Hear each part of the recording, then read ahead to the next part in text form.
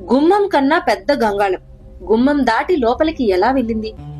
ఇది శ్రీముఖలింగం గుడిద్వారం ముందు జరిగిన ఒక అద్భుతం. పూర్వం కుమ్మరి నాగన్న అనే భక్తుడొకరు తనకు పిల్లలు లేరని బాధపడుతూ ఉండేవాడు. ఒకరోజు తనకు పిల్లలు పుడితే గంగాళం నిండా పాలు తీసుకొచ్చి అభిషేకం చేస్తాను అని మొక్కుకున్నాడు.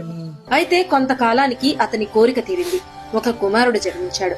అప్పుడు నాగన్న గంగాళంతో తనకు సంతానం కలిగిన ఆనందంలో స్వామికి పాలు సమర్పించడానికి గుడికి వచ్చాడు.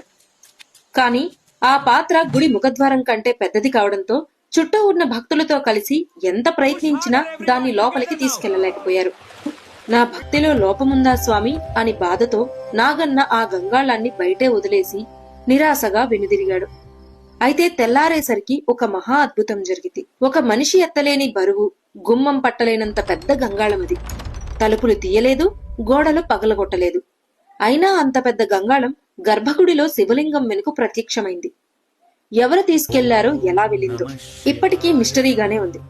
అందుకే ఇక్కడ సంతానం కోసం మొక్కుకుంటే తప్పక తీరుతుందని పాలు, బియ్యం, ధాన్యం, పండ్లు పోసి భక్తులు నమ్మకంతో మొక్కుకుని జరిగిన సంఘటనలు ఎన్నో.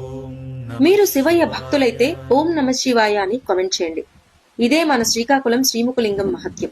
ఓం నమ శివాయ.